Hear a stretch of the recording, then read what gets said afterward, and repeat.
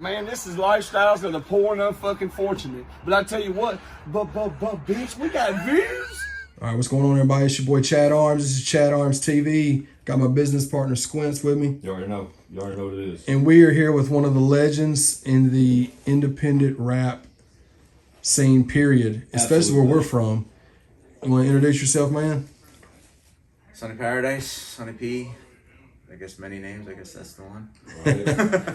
And Sonny P has got a lot of stuff that we can talk about because he's been such a instrumental part in the Nashville rap scene for years. For what? I mean, we're 30 years, right? I started Decades. Street Flavor 1991. I was still a senior in high school. Wow. And I was doodling the logo at my desk and, figuring out what I was going to do. Yeah, that's crazy. It was, it was interesting. It was crazy.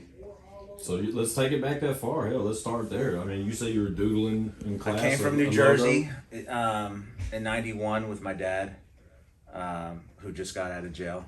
He did 5.5 years, and the whole time he was there, all we could talk about is how we wanted to come to Music City and do something musical. My dad always, as a secondary thing, always played guitar. Was always in that thing. Gotcha. So we knew that this was a place we probably wanted to come. So right out of there, found a little spot where we rented, and just started going from there. Gotcha. So Oh yeah, man. And what age was this? I was 18. Gotcha. Cool. So when you say doodling with Street Flavor, doodling the logo or whatever, so when that originated in your mind. Yeah. I mean, the way that you did it, Sonny, is man, it's hard to even put into words the accomplishments and that's crazy. the Yeah. feats that you obtained. Yeah. And I mean, I always tell people it was like, I made a lot of mistakes, but they were like courageous mistakes. right. Like, I think if I had an attribute, it might have been that I was just maybe brave enough to just fall on my face. You know what I mean? And I was so awkward just being in Tennessee because I'm a kid from New Jersey. I wasn't Southern. I didn't grow up listening to, ghetto boys. I was listening to, East Coast shit. So Eric B. and Rakim. I mean, I was that kid. Right. So I was definitely not fitting in. Gotcha. So that was a challenge the whole way. So just even communicating. Hell, I remember cutting Gangster Black out of Memphis, and I'm like, I couldn't even understand what the fuck he was saying. Right. You know what I'm saying? Like, he got so frustrated, he hit the thing, said, I don't talk like y'all. So, Yeah. because I kept hitting the talk back. What? Say it like that. Wow. But, And Gangsta Black for sure. That's Memphis OG for sure. So, Heck yeah, man. So what was your influence when you started the label? So Like, we what- came here, and my dad wanted to dive into the country world. Which I knew who the fuck Willie Nelson was, and Waylon Jennings, the big ones, Kenny Rogers, but I didn't fucking know anything really about country music. I was a halfway decent, maybe little songwriter, but Right. my dad kind of mixed in with the country scene, and the whole time I was off to the side fucking with the drum machine. You know what I mean? Like, I wanted to do that, and I remember having a little tiff with my dad, like, I'm gonna start my own label, and he turned to me and said, well, how you gonna do that? Like, tough guy, you know what I mean? Like, you don't know shit, you know what I mean? Basically, that's how dads did it back then. So I said, I don't know. But it was kind of cool. So, I started doing, I put ads in the Nashville scene. Okay. We rented a studio that we did some country stuff out of. And this guy, Pete, saw that ad, and he had an artist named Pistol. Now, Pete was a street kid. I love Pete. I miss him. Yeah. What was I gonna say? Sorry. I don't know why they did it back in those days, dude. It's like if you're doing something with rap or something, you have some little backer or somebody just running around town. So they came in to cut a demo on him. Okay. So, and we did. We had 2 or 3 songs cut, and this is just where the light bulb went off, and I just said, maybe we can do a whole album, and we can put it out under my label, and do that. And Pete was like, hell yeah. So it went from just cutting a demo to Off an ad. off an ad. So Out of rented space. out of rented space Rented.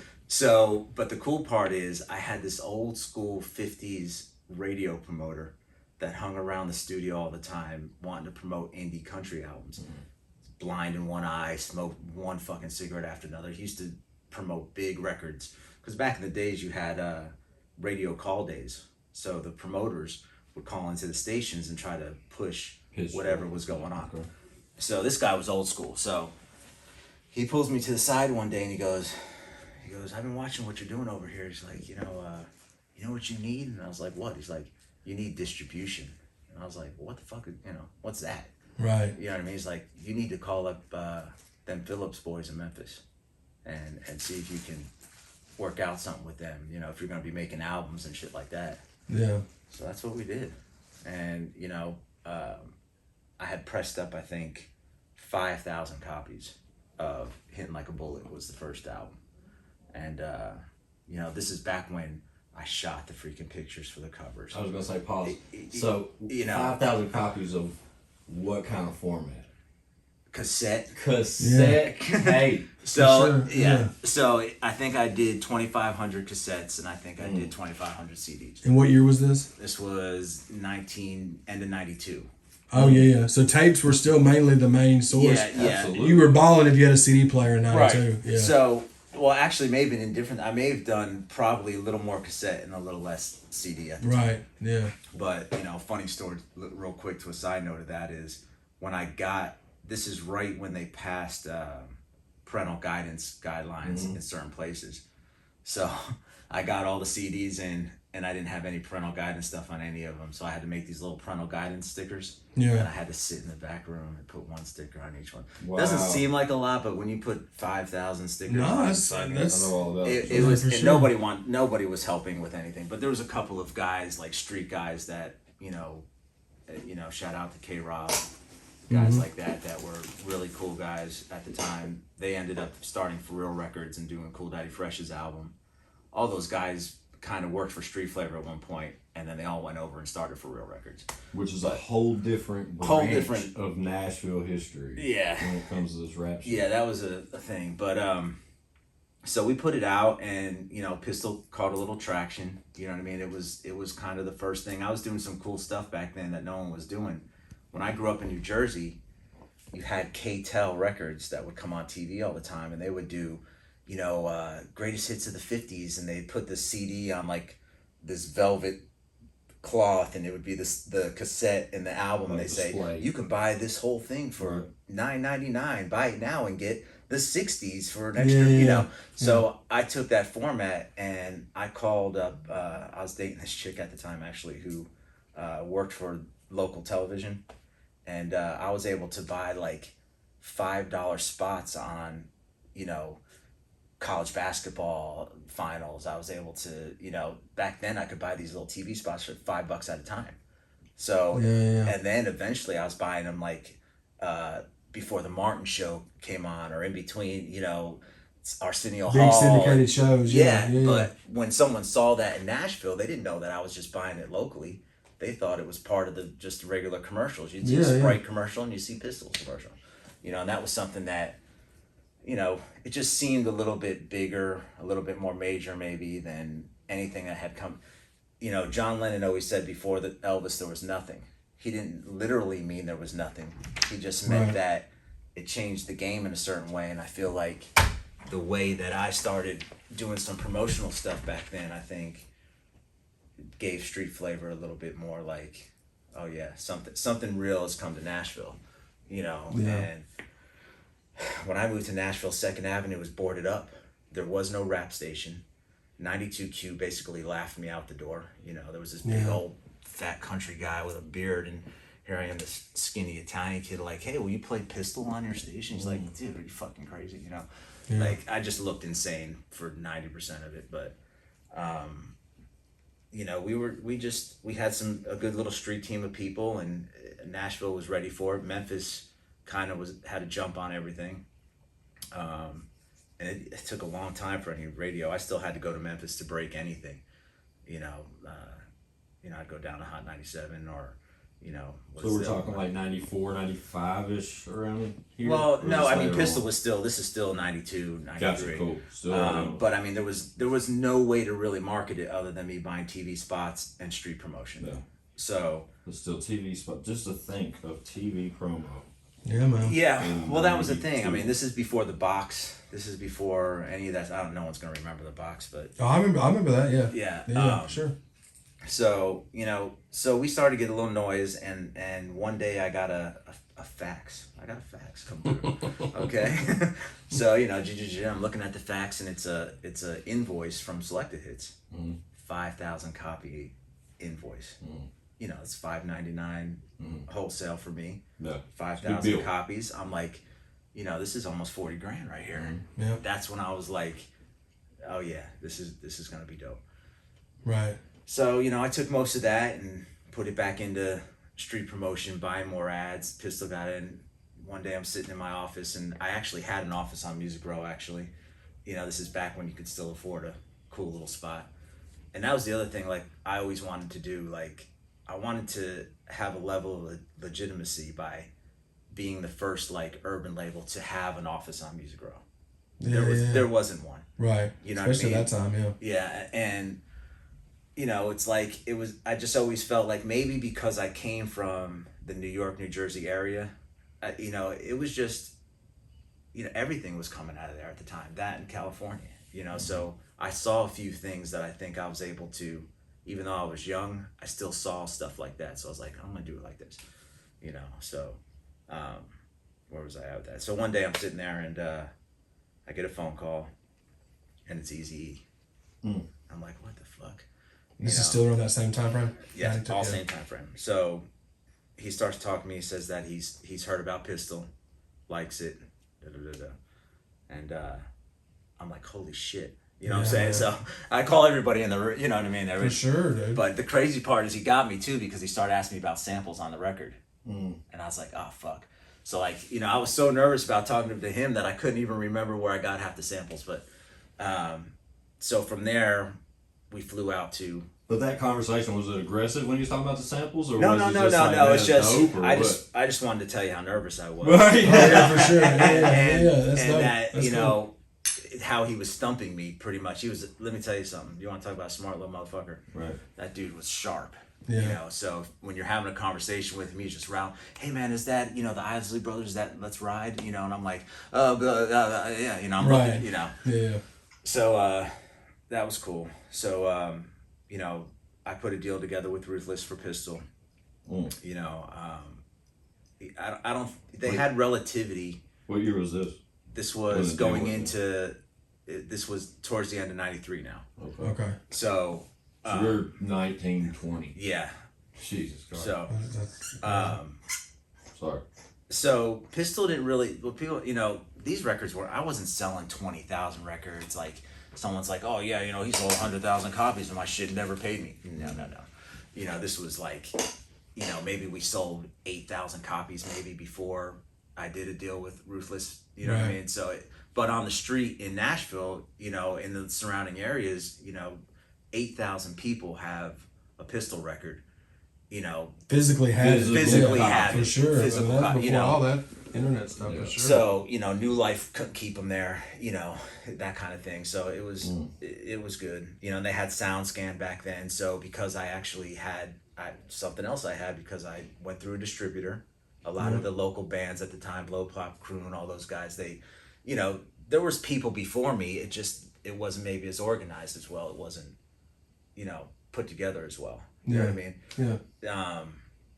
So I was getting those sound scans because I had a barcode, and I was like probably the first person to put out some local rap that actually had that part of it together too. Right. So everything I sold was getting zapped, and that's how Ruthless saw it, and their distribution arm at the time was Relativity, and, that's kind of how that whole deal with The Boogie numbers happened. were there. Okay. Yeah, so the problem with the Ruthless deal was they took Pistol's album kind of after we did it, and they sent it right back into the same thing. They did in my opinion, Just on a nationwide scale, or? Well, we had been in, I probably ended up getting closer to 15,000 copies by the time everything got going with them, and we had shot a little video. So I was in Shreveport with Pistol, parts of Texas. I was in little southeast Georgia, Huntsville, Birmingham. All footwork too. Because back then you had to get in the car and you had to go to the store. Like I had to press up posters. You know what I'm saying? Like people don't understand. Like I had to shoot the pictures for the album covers myself. You know what I'm saying? With a 35, like a film camera. Like you take the fucking film out, you go get it, printed. Yeah, and then try to turn that shit into a poster and how shitty it looks. You know what I mean? So, so we get the posters made, and I'd have to travel. We'd go down to Huntsville, and we'd try to see if a record store would beg them to let us put a poster up or some shit, or, something like that. Yeah. But my point to that was when they picked it up, they did not a very good video, in my opinion. Right. We had a video shot, which back then, by the way, cost a fucking fortune. Oh yeah. So they took it and they kind of just put it right back into the same place again. I'm thinking if we do a deal with Ruthless, we're going to have product, Colorado, California, we'll get out of this little spot because, we did some stuff, but it just didn't work that way. It ended up basically just spinning tires. Yeah. And, I don't know. And Eazy was a different kind of animal back then. He's buying, probably a $500,000 studio a week somewhere, and they didn't really, they didn't focus on it. It was a underground album, So, but it was good. I mean, it got some noise. How's this for thing sure. going, man? Look at this. We're still on Pistol. We're still on Pistol? Oh, I thought I'd make an appearance for my part. You're just not scratching At this the rate, surface. that's 2 hours away. So it's the same old thing, man. It's just another record that a quasi bigger label just didn't go much. I don't Picked it up to kind of just not really do anything with it. Yeah, and they were developing some other groups. Bone was coming up the pike. They had How long did the relationship last, so to speak? With Ruthless, yeah. Well, I mean, I stayed friends with Jerry Heller up until the early 2000s. Wow. Oh, okay. Yeah. So, but Easy died, of course. Right. But I had another. So Relativity was the distribution arm of Ruthless, and that was run by Alan Grunblatt. Okay. Who now has One Entertainment or had Koch. Yeah. So they really liked me. They really liked kind of the production stuff we were doing. They liked the fact that we were from the South, that whole thing. So I had this other artist that I had some demos on this artist named Boogie. Okay. So Boogie came through from Kevin, DJ Dev. Yeah. They were friends because Kevin, I think, went to school with his older brother. So I don't remember how that happened, but that's how Boogie come into the circle. Yeah. So we had some stuff cut on him, and while I was up there talking about Pistol's distribution, we played that to the guys at Relativity, and they were like, "We want to sign this." Yeah. So I signed that deal, but I also convinced them to give me 7 blank deals on artists they haven't even heard yet. So I had a Sony Relativity deal because Sony was buying Relativity. Right. Yep. And then I had a deal to bring 7 other groups in that they hadn't even heard. Yeah. So, which was gonna blossom into even a bigger deal with Sony. And was this all in Nashville when all this This was all in Nashville. Okay. So, which was gonna develop into even a bigger deal with Sony Records directly, which was gonna be like a $30 million deal for me.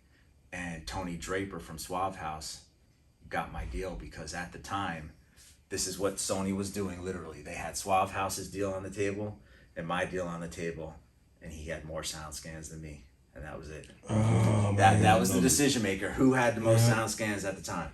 Yeah. So, and of course, Tony Draper and Suave House and all that. That's a whole southern. Oh, A-Bone, MJG, and all that. Yeah, for sure. How long after the Ruthless situation did the Boogie situation that happened right as Pistol's deal was kind of going down a little bit, and we knew that we were going to do the second album without Ruthless. So we did Should Have Killed Me, which was Pistol's second album, which, look, I wasn't making the greatest beats at the time back then. I was still young. You know what I'm saying? Right. Like I was still just learning how to make Southern music back then. You know what I mean? Yeah. You know, Kevin was super young. DJ Dev. Yeah. Gotcha. Yeah, So, okay, yeah. you know, who came in working almost kind of like an intern. He answered a Nashville scene ad for Engineer too. That's how he came to be. Yeah, I wish we would have touched on that a little earlier. So I want to ask that if we could just pause real quick. Like when did Dev become part of the squad? Like when did you and Dev link up? Like how did that happen? Was that early on or like we initially put out an ad in the Nashville scene for an engineer with regards to the country stuff. Okay. But Kevin answered that ad, you know, and came in, and then it was just two young guys talking about rap shit and, you know, figuring out how we're gonna get rappers in the studio and not piss people off, and you know what I'm saying? Right, Like yeah, bunch yeah. of old country dudes and got young rappers around here smoking weed and doing whatever else and pissing people off, because, you know, Nashville didn't really want, the Nashville scene did not want the hip hop scene. You know, maybe it might be hard to envision now, but then it was even more. I was there. You still had guys like bopping around that were like, you know, Harold Shedd and, you know, all these guys that really were protecting Nashville as a country scene. And they were really anti what I was doing. Yeah. You know, even my lawyer was like, real country dude. Was like, look, man, you're gonna go against the grain here. You know, you're gonna piss a lot of people off, but Right. I don't think they could stop it after a while. It's just too many people, you know. So Kev came in that way. And, you know, like I said, I mean, it's just the second album we just did directly through Selecta Hits, and, you know, and it wasn't that good. Pistol got a lot better too, probably by Money in the Power. You know, that's when I think, you know, the production was better than what we were doing. You know what I mean? Like, just plain and simple, it was just better. He was just a better rapper, and it just, you know, it was just much better. Right. So, but and Boogie's thing went directly to Relativity. We didn't have a whole lot of control over what they were doing. They didn't do the visuals very good. They picked this very commercial this song called Shocked. You know, we did a video to it. Everything's gonna be all right. It was very, I don't know, Very like cookie cutter. way too pop to be putting out this, you know, this kid named Boogie out of Nashville. You know, it should have had more of a street grassroots thing to it. But I was, again, I'm still just, you know, 20 years old. Well, you're still learning too, yeah. You know, but at that time, now I've already had 2 major deals, Yeah, 2 that's artists what I out was on gonna Street say. Flavor. You know, now I got the whole 7th floor of the Midtown Plaza downtown. You know what I mean? I have a whole, like, office suite thing. You know, and then Rude Awakening, you know, they came right after that, right after Boogie. You know, which was another Kevin thing. Kevin, you know, met these guys, and, you know, it's weird because, like, you know, I wasn't the guy hanging out with anybody really. That's what I was gonna ask. So you know, Dev was more tapped into the scene. Dev was always like, look, I come in and, like, I tell everybody, you know, I probably produced, especially in the early days, maybe, you know, 50% of the actual hands-on beats, you know, on Pistol's first album, Boogie. Maybe even a little less on Boogie, maybe 40% of the actual beats. But I produced everything. You know what I mean? There was nothing that anybody did that I wasn't like, okay, that's cool, or let's do this, let's change this vocal, let's, you know what I mean? Like, it was a little bit more like an overseeing it kind of thing. Because I was more focused on building Street Flavor as a brand, you know, and, you know, just trying to, you know, I didn't really, dude, I was such an awkward, I'm still like that. Like, if you see me here, like, if I say 5 words, you'll be lucky, you know, because, like, it's just, I was so awkward then. You know what I mean? Like, Right. I'm from New Jersey. I don't talk like nobody. I don't, you know what I mean? Like, I'm not from there. Yeah. You know. Especially at that time. Yeah. If I was in Antioch, I was at happy hour at Old Charlie's. You know what I mean? Like, Charlie. you know what I'm saying? Like, that was it. You know what I mean? Like, other than that, I was chilling in the apartment, or, you know, I didn't party real hard back then. I was pretty serious, man. Like, if I stayed up till 4 a.m. at the studio, I was in my boxers at the desk the next morning, you know? Yeah. So the Rude Awakening, that was what part of? So this is 94. Okay. And, you know, I had whatever anybody may think they were sneaking around doing, they weren't sneaking. I knew exactly who they were. you know, I knew that Kevin was cutting records on them. You know what I mean? But like, you let a lot of stuff go because I'm hoping something cool happens. You know what I mean? Like, Right. maybe a cool record will come out or whatever, you know. Right. But so, God, it's just getting all my thoughts together on all this stuff. I bet, man. No, you get it. It's been a long time since it happened. Yeah, bro. like, I mean, and I, you know, like I told them the other day, like some of this stuff I haven't even talked about. You know, so they came in, they cut some stuff. I even had another producer come in at the time on Rude Awakening named Scott Schaefer. I don't even know who that producer is that T-Sean was talking about. I never met him. He never produced anything that I know of on the record. So. Which one was he talking about? I thought he was talking about Kevin. Like, I thought he was talking about Dev. No, he mentioned another guy, and he said he wished he would got credit or something. And I'm like, the only people that ever produced on that were me, Kevin, and Scott Schaefer. But it was a friend of his or something. Oh, okay. I don't know. When I watched the interview, I don't remember who the guy was. I said, I never met that guy. But Scott actually had a techno band.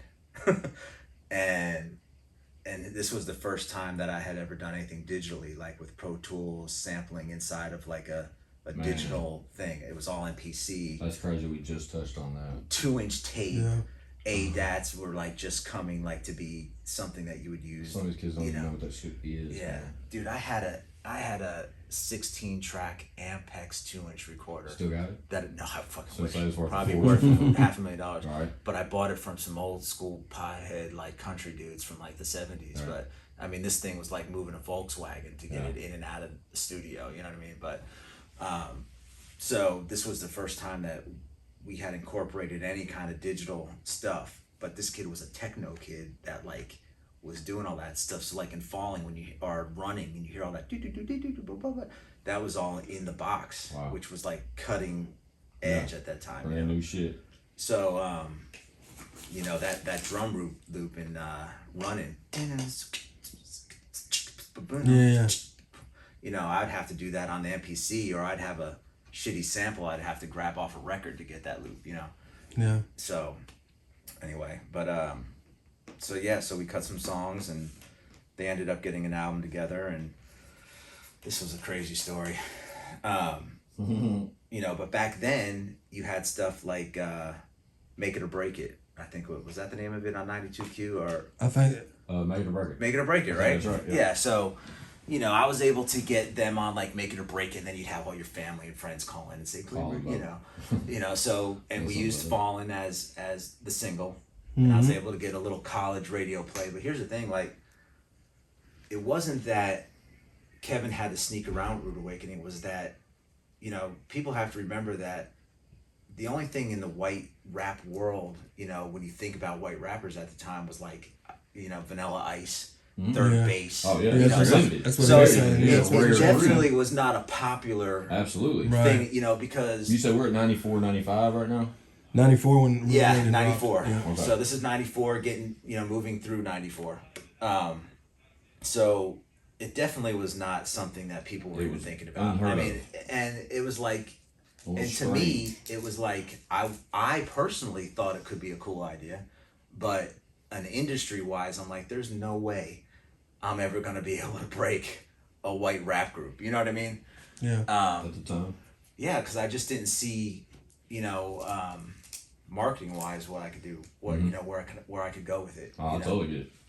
Even though every person that I ever spoke to about rap music was probably 80% white, 20% black. You know what I mean? Right. So it was like I knew it would be received, you know, but who's gonna play it is a major label, because at the time it was like the goal was always to try to take it from Street Flavor to a major. Right. So, you know, because independently I could only do so much. Yeah. You know, so But I think you touched on it earlier when you spoke about that local like barrier. Like it was always like man, Street Flavor's been buzzing for a long time. As long as I can remember, when I first had inspiring thoughts. of No, for music, sure. Me too. Street Flavor was it.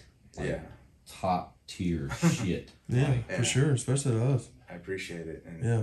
if you guys only knew how scared shitless I was through the whole process. I'm sure because you know. were growing up. Yeah. I mean, you I were couldn't still imagine. I didn't know it kid. started that young. And the pressure for me, like every single month, I was either out of business or in business. Mm-hmm. You know, it was, you know, I wasn't dealing drugs. Mm-hmm. I wasn't, you know, like I was literally taking whatever it is I was making, chasing checks, and putting it in there. So if I got an invoice from Selected Hits and it was $5,000, I flipping was it to pay other bills. buying this, or you know, I had cell phone bills, not cell phone bills, but telephone bills at the time that were $2,600.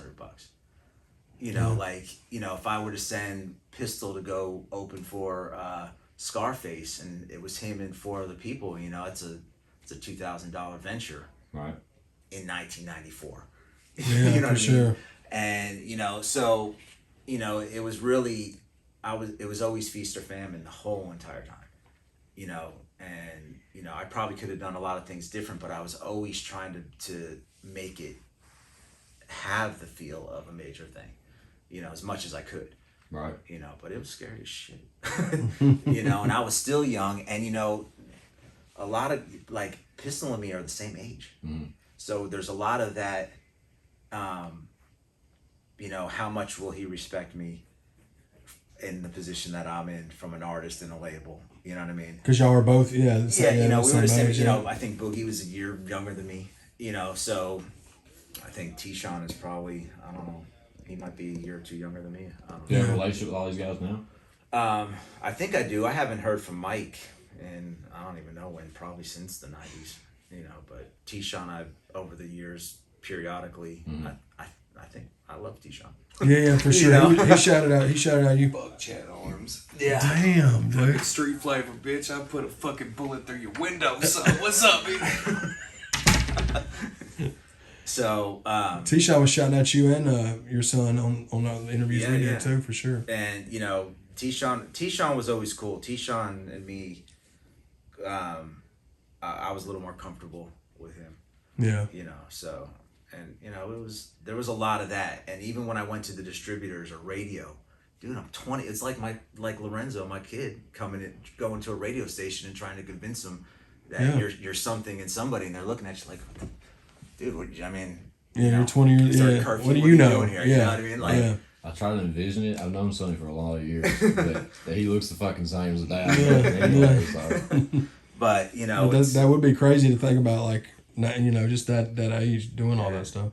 and you know, a lot of these guys are like, man, I don't know why. I just always thought you were older. You know, and it's But it's the part that we cannot forget to mention continuously is that the whole game was just so different back then. No, man. Oh, yeah. I mean, no, you're no. selling CDs out the trunk. You got, like, to his point, foot soldiers with promo. Like your TV spots. There's no YouTube. There's no the iTunes. conversation There's was, no, if you don't get arrested or something while you're doing the promotion, we ain't doing it right, kind of thing. Yeah. Right. You know, if someone, you know, we were sticking stickers on, you know, video return boxes, and you know, the little post before you come up to the drive-through. Yeah.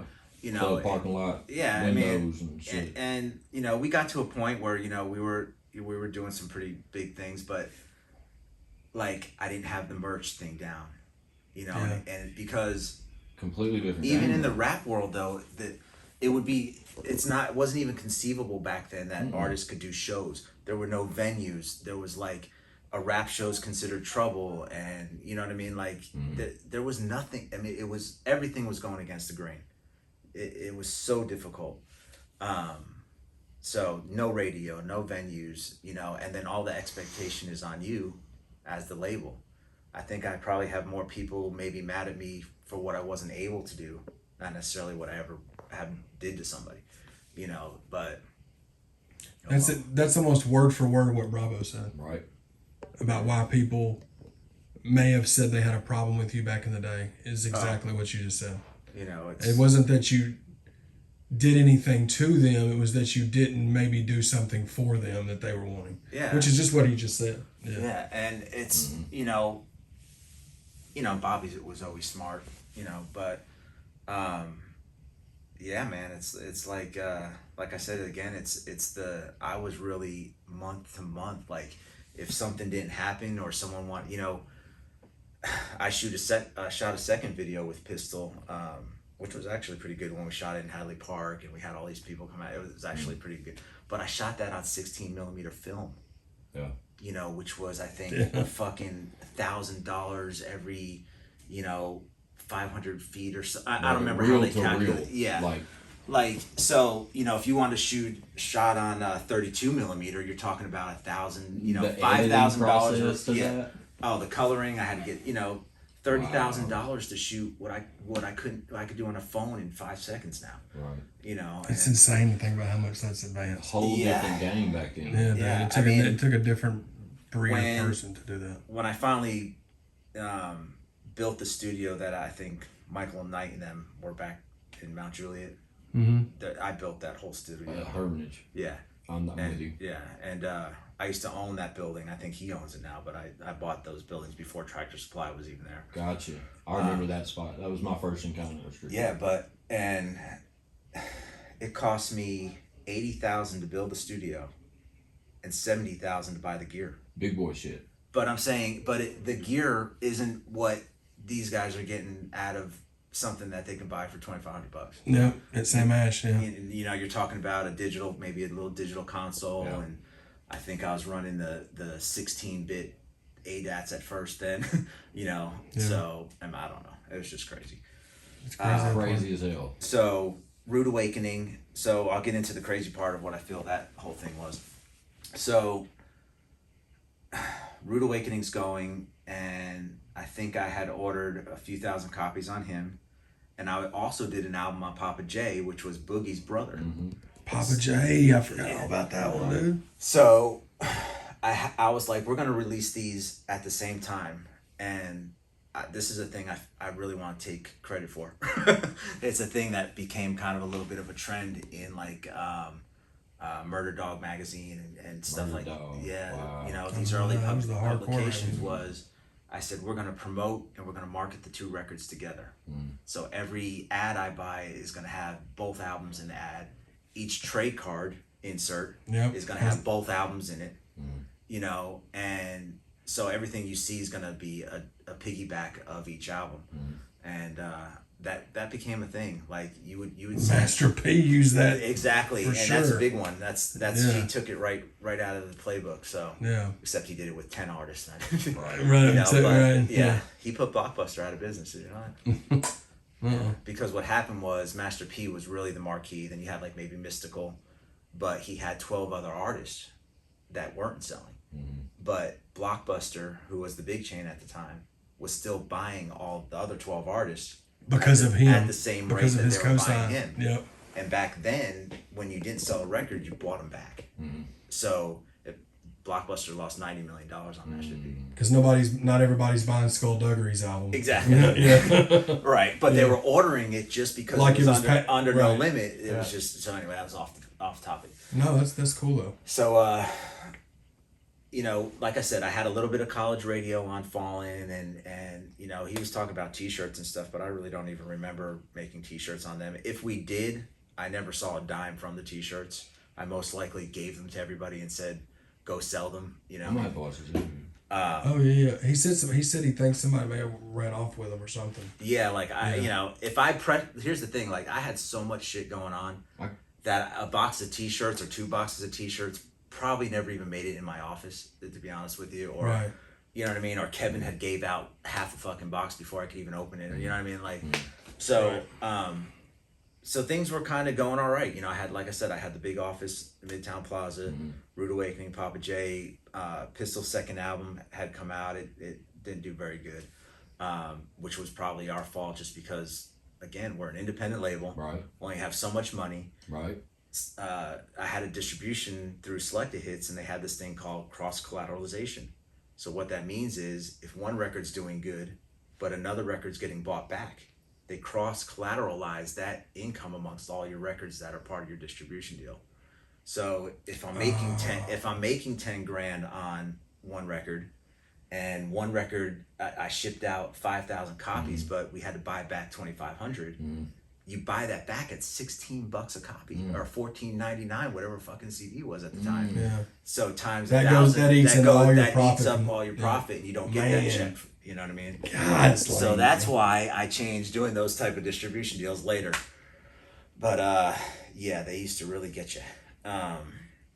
So right in the middle, I would say, right when things were going pretty good. I got it down to a science a little bit.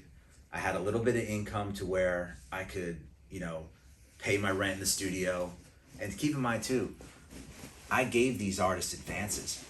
No underground independent label ever was gonna hand an artist a check. Yeah. You know what I mean? When I got money from Ruthless, Pistol got a check. Boogie got a check. You know what I'm saying? Like, I don't know, Rude Awakening may have been a smaller check, $5,000, but you're talking about a total shot in the dark type thing. You know what I mean? Like, it's a total gamble to just, no matter how good you think a record is, like, when you're as small as I was, really, anything could just sink you in a second. Oh yeah, because you wasn't big boy, like you were doing all you could do with what you had. Every bet's all or nothing. Yeah, and so I think we had things going pretty good. I mean, it wasn't like I was a millionaire or nothing like that at the time, but right in I would say the height of the first chapter of Street Flavor, newspaper article comes out. I go get my coffee at the freaking Mapco. Sunday morning paper, the thick motherfucker that they used to put out, Yeah. Only one you get. Yeah, and I'm walking there, I get my coffee, and as I'm paying for it, I'm looking at this stack of newspapers and looking at the picture on a thing, and the fucking front page of the freaking Tennessean is a 1976 picture of my dad kind of sitting at his desk, and a 1995 picture of me sitting at my desk the exact same way. And the headline is something like where the government puts their trash, or some kind of something like that. The mafia hits Nashville, some kind of bullshit about my dad. All hell breaks loose. I mean, my landlord wants to kick us out of the building. My CD manufacturer won't press a CD for me. I had a $250,000 credit line with Regent Dodge and Rivergate. It was canceling. You got canceled, bro, in the 90s. Canceled. Yeah. Selected hits. Canceled. These are people that I knew their kids. And you had established relationships. That was before the social media shit. Yeah, that was canceled. Canceled. Over. Yeah. Boom. And how they did it was they were clever. So Tennessean comes into my office one day and walks in, and they call up ahead of time and they say they want to do an interview about Street Flavor. So I'm like, okay, whoop-de-doo, This little goofy reporter guy comes in, and he's got his camera, and he sits in front of me, and this dude is sweating fucking bullets. I mean, he's drenched. Mm-hmm. And I'm They sent him on a mission. I'm like, dude, you okay, man? Like, what's up? And he's like, he's fucking shaking. And he says, how what do you know about, Larry and the Mafia, which is my dad? And I'm like, shit. You know what I mean? So on the other side of the thing, my dad had an office over there for, you know what I mean? So I hit the little thing, and I'm like, you might want to come in here. You know what I mean? Yeah. So that was a pretty bad time. And really, Rude Awakening and Papa J pretty much got the hurt of that one. Right. Because I couldn't do anything after that. The momentum sort of ceased. Yeah, so my dad kind of packed up from Nashville. My dad had just had my twin sisters. They were in first grade. Gotcha. They go to school, and this newspaper articles there. It was rough, bro. So your dad packed up. Yeah, we had to pack up everything. Yeah. Studio. Was this 95? Yeah, 95. So this was, I want to say it was May of 95. So it was pretty early in 95. And I had nothing. I was just nothing. Man. It was gone. Everything was gone. Kevin was driving I could go to Regent Dodge and say, hey, my dude's coming down there to get a Camaro, and he just hand him the keys, because I had the credit line of, $250,000 credit line in 90. Basically, it was tarnished. Your gone. They came, got all the cars from everybody. You know what I mean? Golly, bro, like y'all got seized or something. Basically. Yeah. So, all because of the article. It was because of the article, so that it was a disassociation thing, So was that article just because of y'all's appearance and where y'all were from? That was all. It was a article that made it seem like we weren't who we were. We were associated with the mafia. We were bad news. Blah, the whole all the shit you can imagine them tarnishing us with. Just a slander piece, basically. Total, yeah. But it wasn't it wasn't true. It wasn't like that part of my dad's life didn't exist. Hell, I'm shooting a docuseries on it in November. You know what I mean? Yeah. So, we already wrote a book about it, his testimony. And see, my dad never testified against people. What my dad did was he went to Congress. They asked him. My dad was what they called the king of the penny stock market. So what happened was the government kept putting names into the system because they wanted to change the laws that governed this penny stock market. And they kept putting people's names into the system, and my dad's name kept coming back. But my dad was sitting in jail. So they kept asking him, you know, he had a marshal that arrested him that he became friends with. They kept sending the marshal down there, please beg him, ask him if he'll come tell us how to fix this system. So my dad went to Congress and helped write the Securities Act of 1990, which George Bush Sr. signed off on, and it governed all the laws that govern the securities market right now. It was the biggest securities legislation since 1993 when they created it. So that's kind of what they were putting out there. So anyway, so that was like, okay, you know, everything's gone, seize everything. These guys are pieces of shit. You know what I mean? Like, you know, you're caught, motherfuckers, haha. And, you know, that put an end to it. And so my dad goes down to Florida, and actually T-Shawn and them helped drive one of the vans and stuff down there. Wow. Oh, dang. But, you know, it's, that's how I met Stack the first time was T-Shawn and them were friends with him. He went by J-Dog back then. J-Dog. Okay. And, Still 95-ish. yeah, this is 95 for sure now.